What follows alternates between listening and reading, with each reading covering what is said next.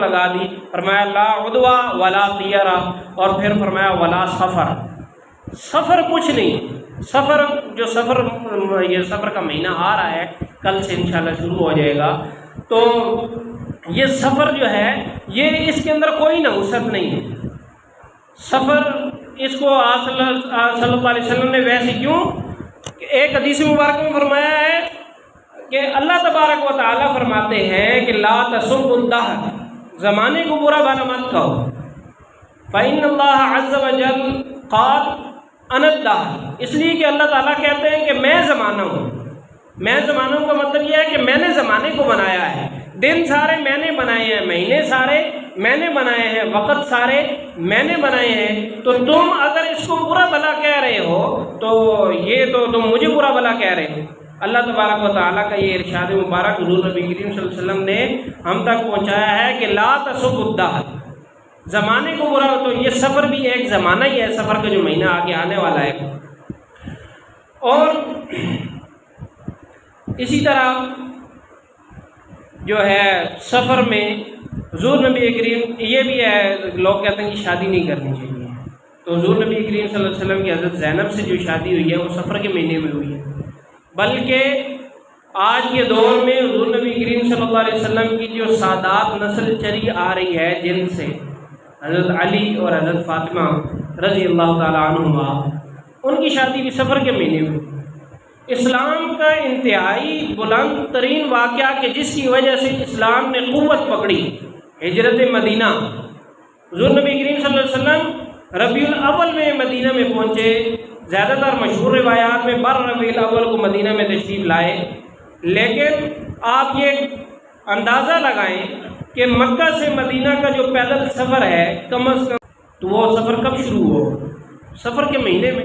इतने बाबरकत काम भी सफ़र ही के महीने में हुए, और सफ़र ही के महीने में बहुत सारी वफ़ायात हुई हैं, लोग फौत हुए हैं। हुज़ूर नबी करीम सल्लल्लाहु अलैहि वसल्लम की बीमारी, आप सल्लल्लाहु अलैहि वसल्लम की जो मरज़ुल वफ़ात है, मरज़ुल विसाल है, जिस मरज़ के बाद आप सल्लल्लाहु अलैहि वसल्लम अपने महबूब और अपने मुहिब अल्लाह से जाकर मिले हैं, उस बीमारी का आगाज़ भी सफ़र में हुआ है। लेकिन इसलिए कि हुज़ूर नबी करीम सल्लल्लाहु अलैहि वसल्लम की सबसे बड़ी ख्वाहिश ये थी कि मैं बग़ैर हाइल के, बग़ैर पर्दे के अपने अल्लाह से जाके मिल जाऊँ। मेरे दरमियान में दुनियावी आलाइशों का, दुनिया की ज़िंदगी का ये पर्दा न रहे। तो हुज़ूर नबी करीम सल्लल्लाहु अलैहि वसल्लम की ये इतनी बड़ी ख्वाहिश का पूरा होना ये सफ़र में शुरू हुआ। और तो सफ़र में बहुत सारे बाबरकत वाक़यात हुए हैं, मैं इंशाअल्लाह अर्ज़ करूँगा। लेकिन इसके साथ आगे फरमाया कि वला हामा, और खोपड़ी भी नहीं। हामा का एक तर्जुमा आता है खोपड़ी और एक तर्जुमा आता है उल्लू।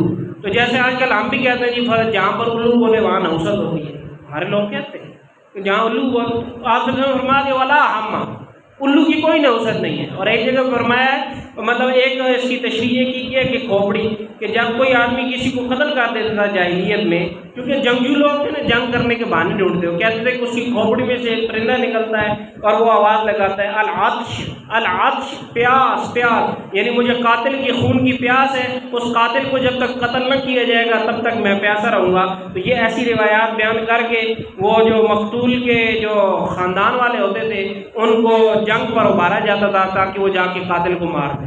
एक जगह पर फरमाया वला नौआ, और ये जो सितारा परस्ती है, ये जो इसको इल्म नजूम कहा जाता है, ये भी नहीं है। उलमा इकबाल ने फरमाया ना कि सितारों से क्या मैं अपनी किस्मत का हाल पूछूं, वो तो खुद फिरते हैं फलक में सरगर्दा, उनको तो खुद अपनी होश नहीं है। जहाँ पर सितारा ख़त्म होता है, जहाँ सितारा टूट कर ख़त्म हो जाता है, आज की दुनिया में उसको ब्लैक होल कहा जाता है, वो तो खुद एक ऐसी ख़तरनाक चीज़ है। सितारा अपना ताबूत खुद नहीं कर सकता, वो हमारे क्या मामलात बताएगा। हुज़ूर नबी करीम सल्लल्लाहु अलैहि वसल्लम ने फरमाया कि जो आदमी किसी काहिन के पास गया या किसी अर्राफ, ये इसी तरह के लोग थे नजूमी किस्म के फाल निकालने वाले, कि जो उसके पास गया तो गोया कि उसने कुफ्र वाला अमल किया, बल्कि ये फरमाया फ़क़द कफ़र बिमा उन्ज़िल अला मोहम्मद, तो उसने कुफ्र कर दिया, उसने इनकार कर दिया उस बात का कि जो मोहम्मद सल्लल्लाहु अलैहि वसल्लम पर नाजिल हुई है। और वो क्या नाजिल हुई है कि सितारे किसी के हाल का खबर नहीं दे सकते। तो एक जगह फरमाया वला गौला, कि लोग जो हैं वो अंधेरे के वक्त में लोगों को बाहर नहीं भेजते थे कि जिन्नात हमला कर दे, गोले बेअबानी जिसको कहते हैं, तो वीराने में लोग नहीं जाते। आप सल्लल्लाहु अलैहि वसल्लम ने फरमाया कि वला गौला, गौल भी कोई चीज़ नहीं है। तो ये हदीस मुबारक है। अब हम लोग किसी एक बंदे को मनहूस बना लेते हैं, ये फ़लाँ मनहूस है, उसकी नौसत से ये हो गया, फ़लाँ मनहूस है। भाई अगर वो मनहूस है तो आपकी बरकत किधर गई? एक ख़ानदान में अगर 100 लोग हैं और उन 100 लोगों में से एक मिसाल के अगर मान लिया जाए, ये मानना तो हमने है कोई नहीं कि कोई मनहूस होता है, इस्लाम ने तो मना किया है, मनहूस कोई भी नहीं होता, लेकिन अगर मान लें कि वो एक मनहूस है तो तुम 99 की बरकत किधर गई? तुम 99 की बरकत मिलकर उस एक मनहूस की नौसत पर गालिब क्यों नहीं आई? मतलब कि तुम्हारी बरकत भी कमज़ोर है। तुम असल में खुद तुम्हारे आमाल मनहूस है, आमाल और अकीदा मनहूस है कि किसी को मनहूस कह रहे हैं।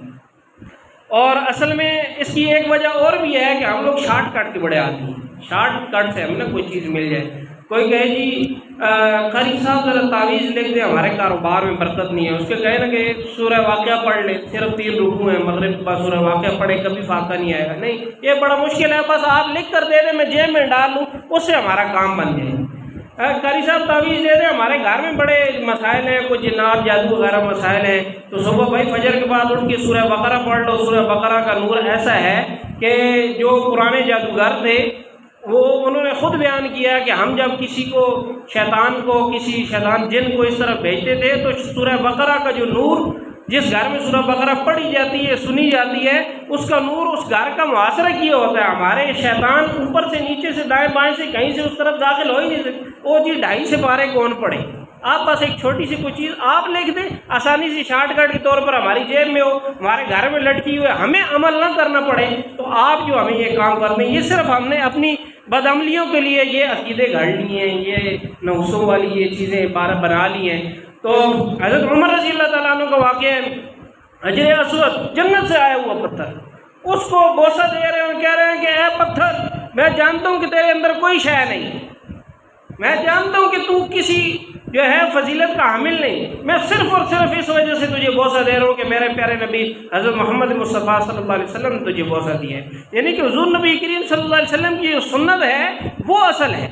जब आप सल्लल्लाहु अलैहि वसल्लम फरमाया गया है कि ला उद्वा वला तियरा वला सफ़रा, कि कोई भी बीमारी मुतादी नहीं है, कोई बदफाली नहीं है और सफ़र में कोई नौज़त नहीं है। सफ़र स्वाद ये महीना सफ़र जो है उसकी बात कर रहा हूँ। तो सफ़र में ये तो कामयाबी का ज़रिया है, ये तो कामयाबी का तरीका है। तो फिर आज हम मोहम्मद अरबी हज़रत मोहम्मद मुस्तफ़ा सल्लल्लाहु अलैहि वसल्लम की बात क्यों नहीं मानते? बैत रिज़वान जिस दरख्त के नीचे कीकर का दरख्त था, बबोल का दरख्त, वो ऐसी 1400 सहाबा किराम को एक आयत में अल्लाह ताला ने फरमाया लक़द रज़ियल्लाहु अनिल मुमिनीन इज़ युबाइऊनका तहत शजरा, कि अल्लाह राज़ी हो गया और मोमिनीन से कि जो दरख्त के नीचे बैठे हुए आपके साथ बैत कर रहे थे। हज़रत उमर ने उसको कटवा दिया, क्योंकि लोग वहाँ जाते थे, वहाँ नफल पढ़ते थे, अल्लाह के लिए पढ़ते थे, अल्लाह को ही पढ़ते थे, लेकिन ये खदशा पैदा हुआ कि कहीं बाद में लोग इस दरख्त को सजदा ना कर लें, तो वहम परस्ती की जड़ काटी हज़रत उमर रज़ी अल्लाह ताला।